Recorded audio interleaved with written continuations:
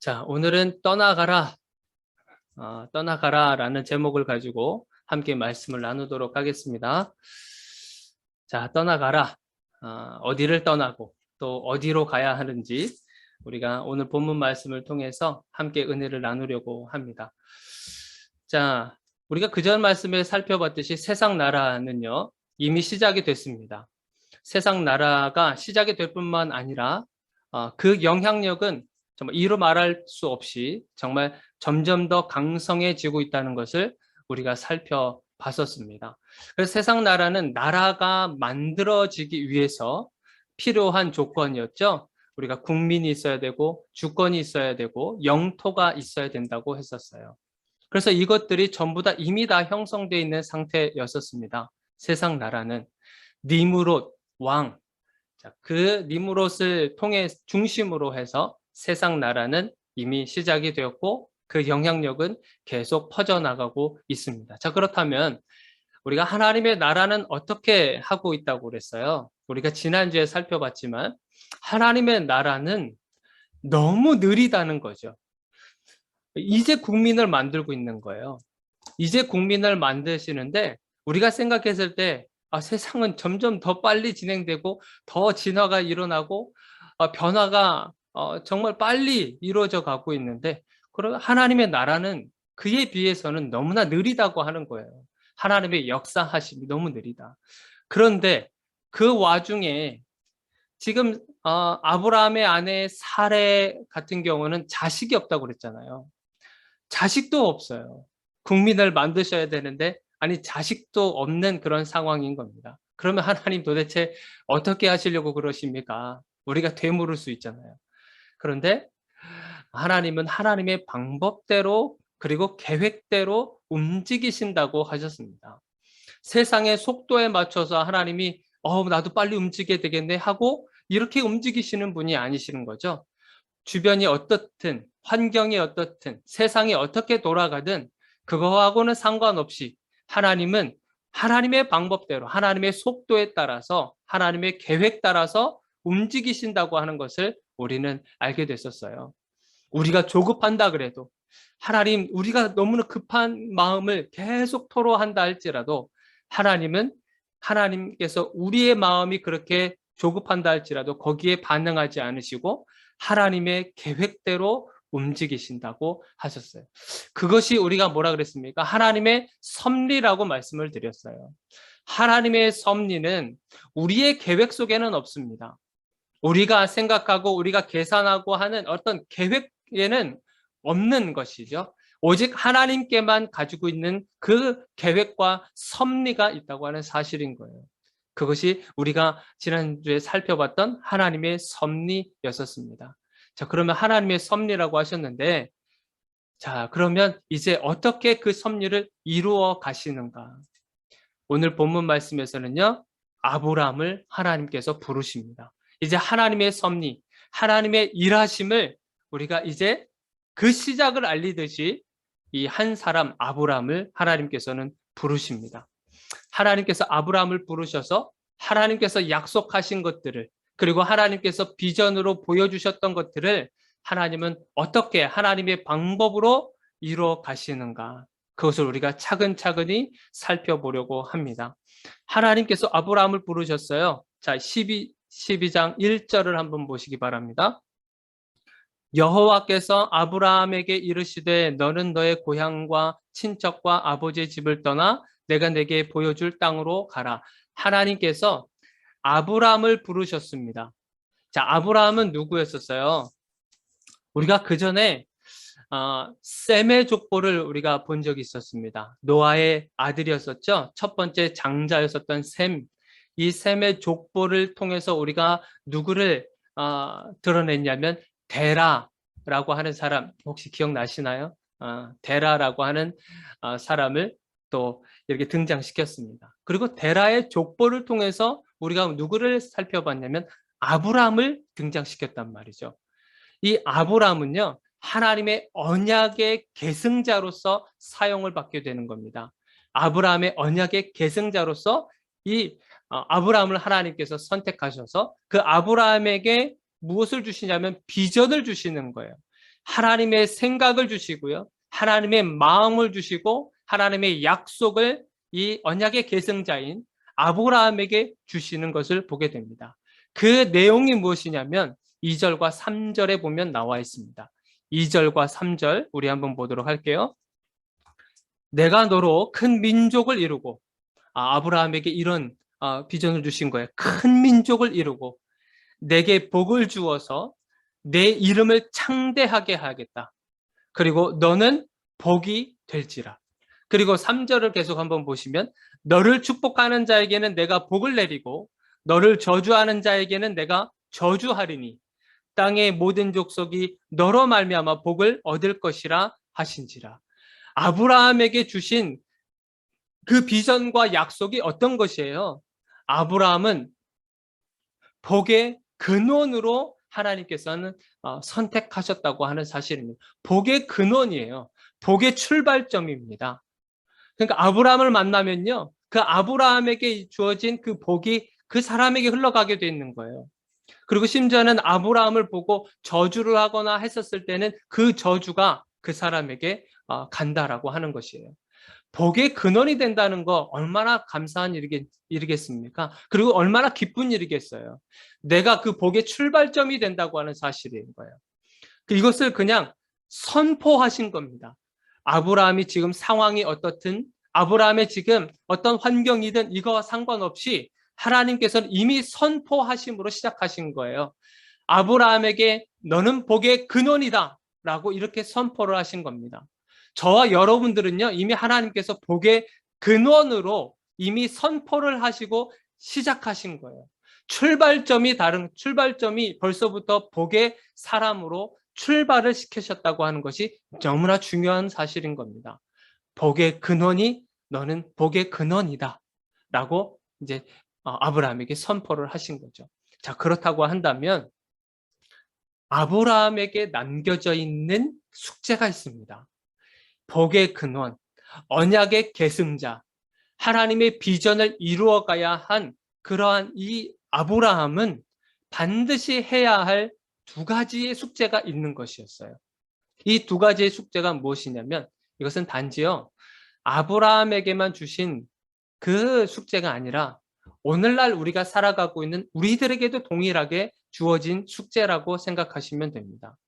두 가지 숙제가 있는데요. 그 숙제가 무엇인가? 첫 번째는 뭐냐면 떠나라라는 것이에요. 떠나라. 자, 우리 1절을 다시 한번 보도록 할게요. 자, 1절을 다시 한번 읽어보겠습니다. 여호와께서 아브라함에게 이르시되 너는 너의 고향과 친척과 아버지의 집을 떠나 라고 기록되어 있죠. 너의 고향과 친척과 아버지의 집을 떠나라. 자, 어디를 떠나라는 거예요?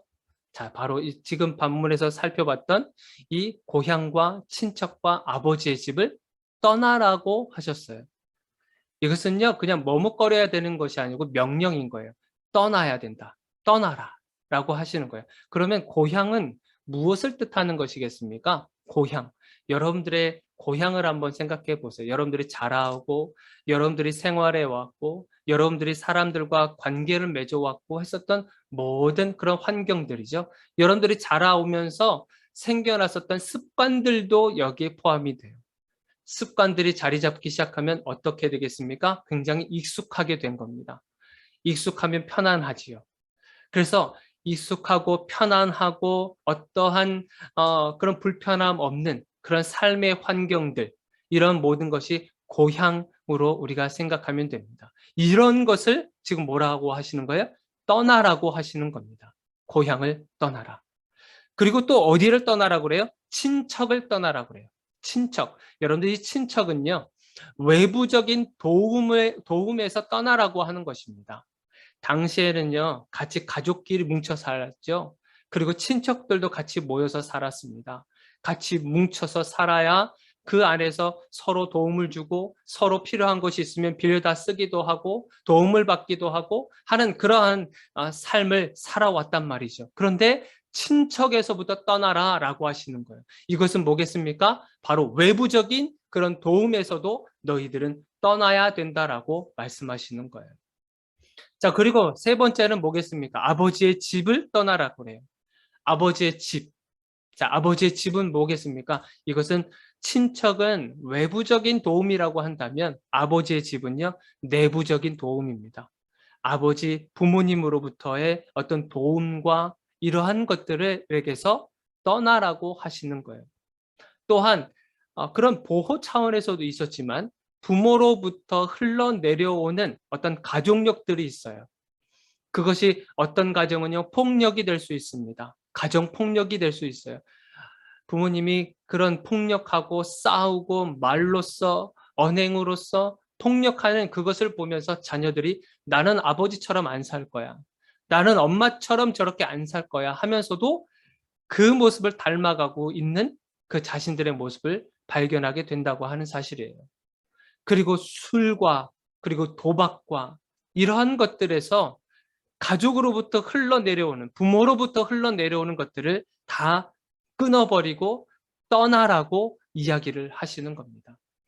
고향에서 떠나라, 친척으로부터 떠나라, 아버지로부터 그리고 부모님으로부터 떠나라. 왜 하나님이 떠나라고 하셨을까? 하나님은요, 떠나지 않고서도 복의 근원으로 사실 만들어 주실 수 있는 하나님이시거든요. 하나님은 그렇게 하실 수 있는 능력이 있으신 분이십니다. 그런데 왜 우리로 하여금 떠나라고 하셨을까? 하나님의 비전과 약속을 이루어 가시는 데 있어서 가장 먼저 우리들에게 주신 그 숙제가 떠나라고 하셨는데 왜 떠나라고 하셨는가라고 하는 거예요. 왜 떠나라고 하셨겠습니까? 그것은요, 절대적으로 의지할 대상이 하나님이다라고 하는 것을 알려주시기 위함인 거예요. 절대적으로 의지할 대상. 철저하게 하나님만 의지하는 그러한 삶을 살게 하시기 위해서 그 익숙한 곳으로부터 떠나라고 하시는 겁니다. 여러분들 떠나지 않으면 무슨 일이 생기겠습니까? 여러분들 스스로 한번 생각해 보세요. 옛 모습과 옛 지금 편안한 삶과 그리고 이런 것들에서 떠나지 않으면 어떤 일들이 벌어지겠어요? 떠나지 않으면요. 하나님을요. 필수가 아니라 선택으로 생각하게 된다고 하는 사실인 거예요. 하나님 없이는 안 됩니다라고 하는 절대적인 그 필수로 계셔야 하는 그 하나님으로 생각하는 것이 아니라 언제든지 그냥 내가 선택할 수 있는 그런 하나님으로 그 하나님에 대해서 생각할 수 있다고 하는 사실인 거예요. 여러분들 보험이라고 생각하시면 됩니다. 우리가 살면서 보험이 참 필요하긴 하죠. 혹시 몰라서, 혹시 어떤 문제가 생기면 도움을 받을 수 있기 때문에 우리가 보험을 들고 살아갑니다. 이 땅에 살아가면서. 근데 마치 우리가 하나님에 대해서도 이런 보험과 같이 생각할 수 있다고 하는 것이에요. 하나님을 내가 의지하면서 살아가긴 하지만 뭔가 문제가 있을 때 내 뒤편에 뭔가 든든한 무언가가 나에게 있다. 그것이 누구냐? 뭐 가족일 수도 있고 아니면 어떤 친척이 될 수도 있고 이제 그런 것들인 거죠. 그러니까 하나님이 가장 최우선이 아닌 그 다음 세컨드가 될 수 있다고 하는 사실인 거예요. 이것은 우리가 하나님보다도 하나님을 최우선으로 섬기는 것이 아닌 다른 것이 무언가 있다고 한다면 그것은 우상입니다. 하나님이 아닌 것들에 대해서 의지하고 있다고 한다면 그것은 반드시 우상으로 자리 잡게 되어 있는 거예요. 또 하나는 무엇이냐면 우리 하나님을 내가 여러 많은 신들 가운데에서 하나로 우리가 인식할 수 있다고 하는 사실인 겁니다. 나를 보호해주고 나를 지켜주는 수많은 신들 가운데 하나로 우리가 하나님을 그렇게 만들어버릴 수 있다고 하는 사실인 거예요. 이걸 우리가 범신론이라고 그러잖아요. 우리가 하나님을 그냥 그 수많은 신들 가운데 하나로 만들 수도 있다고 하는 사실인 거예요. 그래서 하나님은요, 하나님께서 주신 비전 그리고 약속을 이루어 가시는 데 있어서 우리들에게 주신 가장 첫 번째 숙제가 무엇이었냐면 바로 이런 것들을 떠나라고 하는 것입니다. 떠나지 않으면 하나님의 약속과 유업을 우리가 이어받을 수 없다는 사실인 거예요. 그래서 하나님은 떠나라고 하십니다. 여러분 익숙한 것에서 여러분들의 어떤 보호해주고 하는 것, 이것을 우리가 누리는 것도 참 중요하지만 이것을 계속 하다 보면 어느 순간에 나의 영적인 게으름까지도 발견할 수 있게 돼요. 그래서 그것을 하나님은 때로는 흔들어 버립니다. 이것을 의지하고 있는 그 무언가를 흔들어 버리실 때가 있다고 하는 사실이에요. 그것이 여러분들의 재정이면요, 여러분들의 재정을 하나님께서 흔드십니다. 여러분들의 집이 되면요, 그 집을 하나님께서 흔드실 때도 있어요. 여러분들의 자녀가 되겠습니까? 여러분들의 건강이에요? 그런 것들이 있었을 때 하나님 반드시 그것을 흔들어 버리실 때가 있어요. 그 흔드실 때는 여러분들 그것을 사인으로 생각하셔야 됩니다. 하나님께서 떠나라고 하시는 거예요. 그 익숙한 것에서, 그 습관에서 떠나라고 말씀해 주고 계시는 겁니다. 그것을 기억하시기를 바라요. 그리고 두 번째 숙제가 있습니다. 하나님께서 아브라함을 부르셔서 약속을 하시고 복의 근원이 될 거라고 말씀하시면서 두 번째 숙제를 주셨는데 그것은 무엇이냐? 가라라고 하는 거예요. 가라. 우리 1절을 한번 보시겠어요? 자, 1절 하반절에 보니까 자, 아버지의 집을 떠나 내가 내게 보여줄 땅으로 가라라고 기록하고 있어요. 내게 보여줄 땅으로 가라. 여러분들, 이것은 그 땅이 하나의 목적지가 되겠죠. 그 땅이 어떤 땅이에요? 그 땅을 우리 5절에서 기록하고 있는데, 자, 5절 한번 보시겠습니까? 아브라함이 그의 아내 사레와 조카 롯과 하란에서 모은 모든 소유와 얻은 사람들을 이끌고 가나안 땅으로 가려고 떠나서 마침내 가나안 땅에 들어갔더라. 가나안 땅에 가는 것이 목적이었어요. 그것이 목적지인 겁니다. 가나안 땅에 들어가는 것. 이 가나안 땅에 들어갔을 때 이 아브라함의 나이가 몇 살이에요? 지금 75살이라 그래요. 75세. 자, 75세 이 나이를 여러분들 잘 기억하시기를 바래요. 앞으로 우리가 창세기를 쭉쭉 살펴볼 텐데 이 나이를 한번 여러분들이 잘 기억해 두시길 바래요. 이 아브라함이 이 가나안 땅에 들어갔었을 때의 나이가 75세입니다. 75세. 자, 가나안 땅은요. 하나님의 나라가 형성이 될 그 땅을 말하고 있는 겁니다. 영토, 국민, 주권, 영토가 있죠. 국민은 지금 아브라함을 통해서 하나님께서 지금 천천히 지금 만들고 계시고 지금 땅을 지금 준비시키셨어요. 가나안 땅. 그 땅을 하나님께서 만드셨다고 하는 사실이에요. 자, 그래서 아브라함이요. 이 가나안 땅으로 가는 데 있어서 필요한 것이 무엇이겠습니까? 하나님의 약속의 땅, 그 땅으로 가기 위해서 아브라함이 지금 필요한 것들이 무엇이 있겠어요? 자, 그것은요, 하나님께서 주시는 그 약속을 굳건히 믿고 신뢰하는 것이 필요한 겁니다. 신뢰하는 거예요. 하나님을 신뢰하는 겁니다. 자, 하나님을 신뢰한다고 하니까 여러분들이 바로 생각나야 되는 그 인물이 누가 있냐면 우리가 그 전에 살펴봤던 노아였습니다. 노아가 방주를 만들었어요.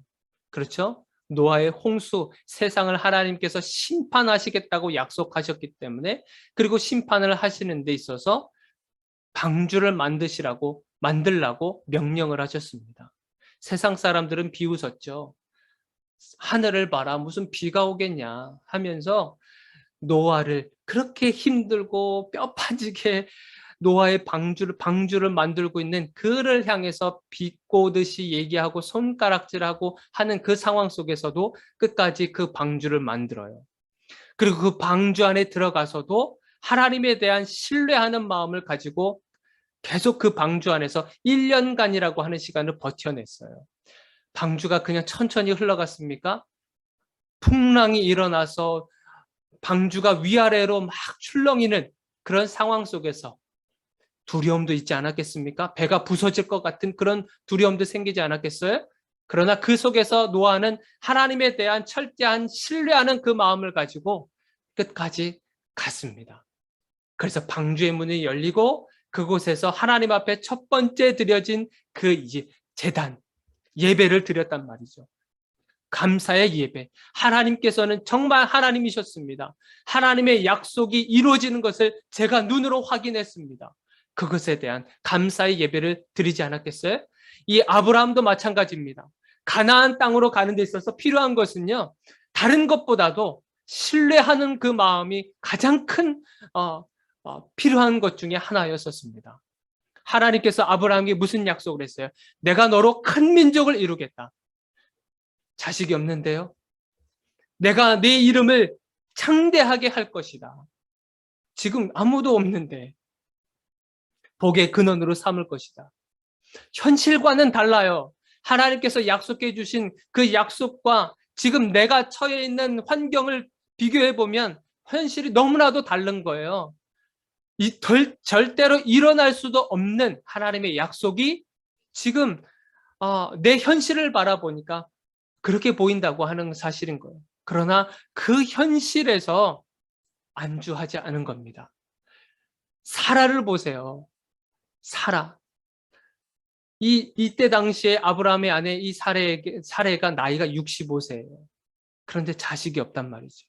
현실은 자식이 없는 거예요. 그런데 아브라함은요, 끝까지 하나님을 신뢰하고 나가는 것 방법밖에는 없었습니다. 우리는요, 현실을 따라가는 삶이 아니에요. 우리는 현실에서 주어지는 상황에 따라서 우리가 살아가는 인생이 아니라 하나님의 비전을 따라서, 하나님의 약속을 따라서 살아가는 사람들인 겁니다. 이 약속을 따라가는 데 있어서 현실은 우리들에게 얼마나 많은 방해거리들을 주겠어요. 생각도 많이 요동치게 만들고, 하나님의 약속이 주어졌음에도 불구하고 현실이 우리로 하여금 그 약속을 따라가지 못하도록 자꾸만 두려움을 갖다 주고 하는 것입니다. 아브라함은요, 현실을 따라가는 자가 아니라 하나님의 비전과 약속을 따라가는 그런 사람이라고 하는 사실입니다. 이런 질문이 생겨요.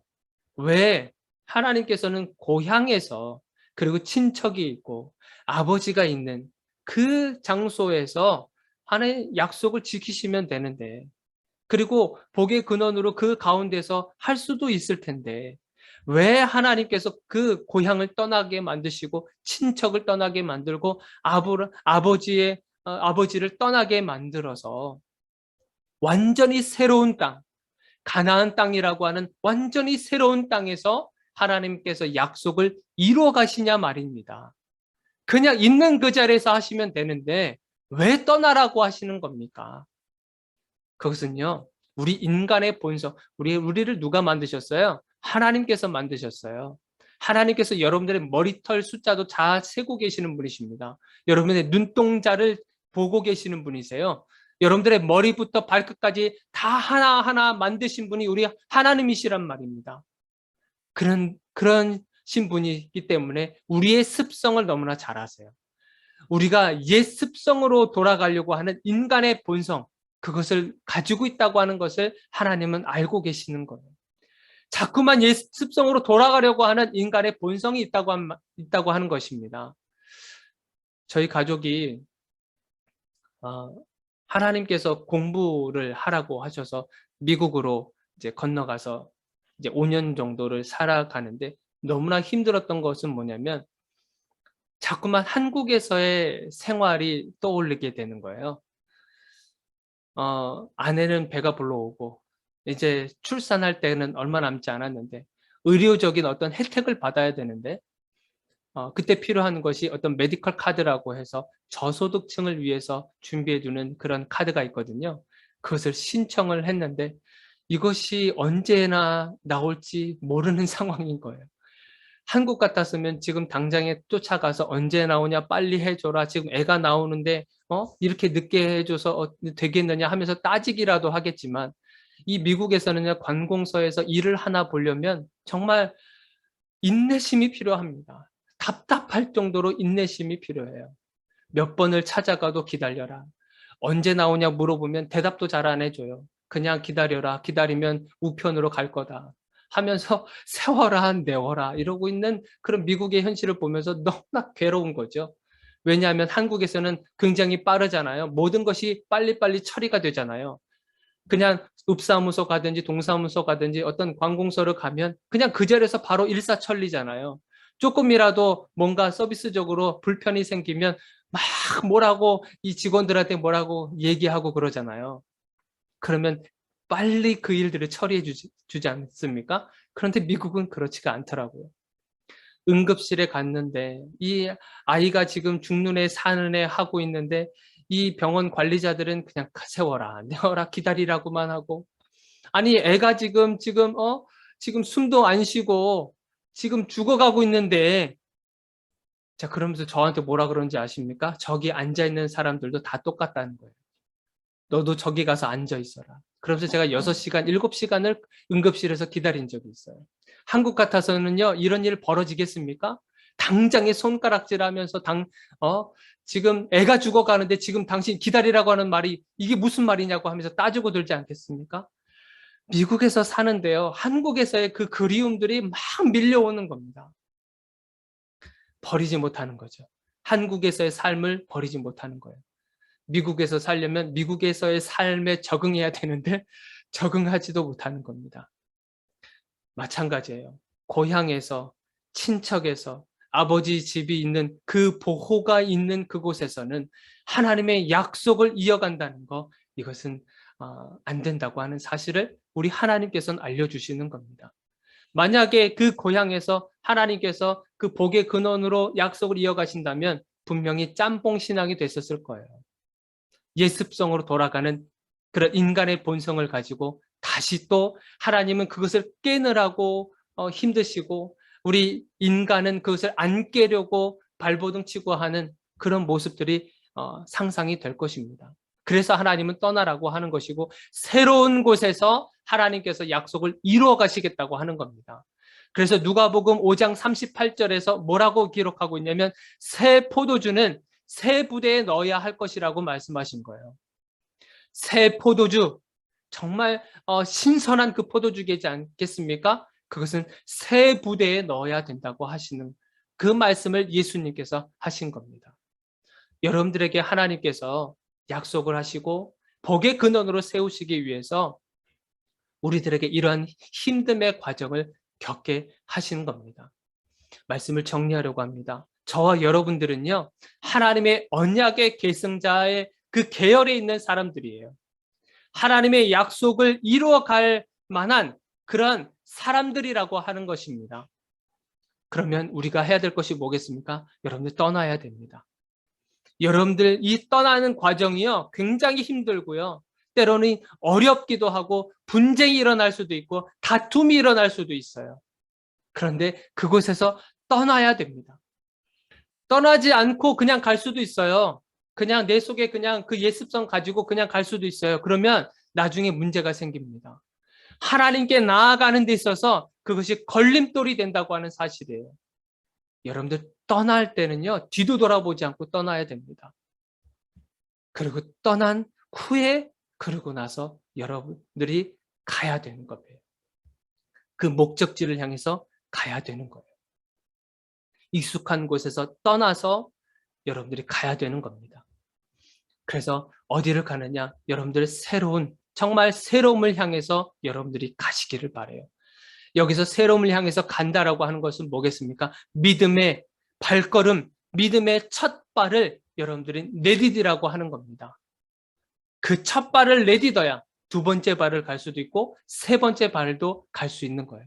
첫 발 내딛는 것이 힘들어요. 그러나 한번 믿음을 가지고 아브라함이 철저하게 하나님을 신뢰하고 노아가 하나님을 신뢰해서 믿음의 발걸음을 한 걸음 내디뎠던 것처럼 여러분들도 그 믿음의 발걸음을 내딛으시기를 바랍니다. 그러면 그 하나님의 그 언약의 복의 근원으로 세워주시겠다고 하는 그 언약이 우리들에게도 그것이 이루어질 것을 믿습니다. 여러분들 그렇게 신뢰하는 마음을 가지고 여러분들 승리하면서 살아가시기를 주의 이름으로 축원드립니다. 우리 기도하겠습니다.